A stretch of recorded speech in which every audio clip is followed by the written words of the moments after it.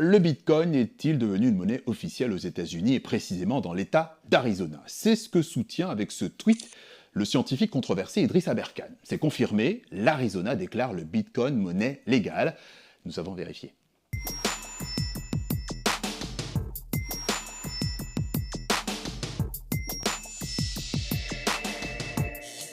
À vrai dire, ce qu'affirme ce tweet est faux. Il suffit de lire le message qu'il relaie et qui parle, lui, d'un projet de loi à l'étude pour légaliser le Bitcoin en Arizona, un projet Bitcoin porté par la sénatrice républicaine Wendy Rogers, une pro-Donald Trump, et pour l'instant, l'opération est loin d'avoir abouti. C'est plus un coup de communication qu'autre chose.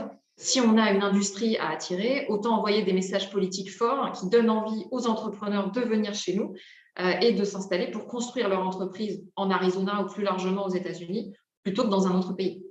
Et que dit ce texte? Eh bien que le Bitcoin s'ajouterait à la liste des moyens de paiement légaux dans l'État et il permettrait aux citoyens de payer notamment leurs impôts.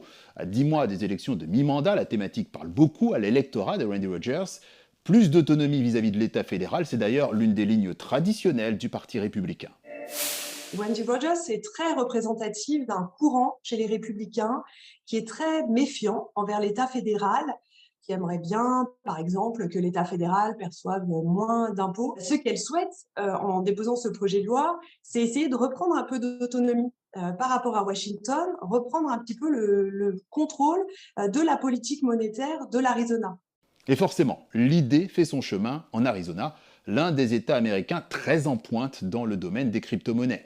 L'Arizona, en 2017, avait déjà conféré une sorte de validité juridique aux signatures sur blockchain et aux smart contracts, donc ces programmes qui circulent dans les blockchains et qui permettent d'automatiser des transactions.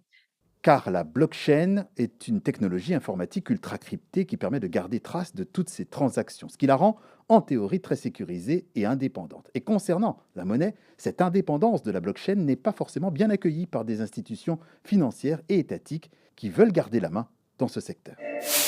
C'est Washington, le Congrès fédéral, qui, d'après la section 8 de la Constitution américaine, a le pouvoir de battre aux monnaies et décider de tout ce qui concerne la politique monétaire.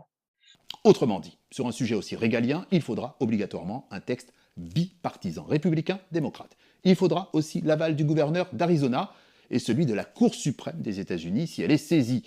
Il serait très surprenant qu'elle valide le projet.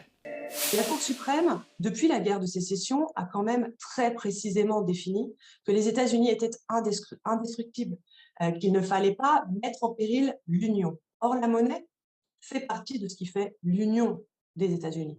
Donc, ce serait vraiment surprenant que aux États-Unis, on rompe avec cette monnaie historique et avec, en plus, ce qui fait, c'est l'un des moteurs de la puissance américaine dans le monde. Et au Salvador, c'est d'ailleurs le dollar américain qui a remplacé le colon salvadorien en 2001.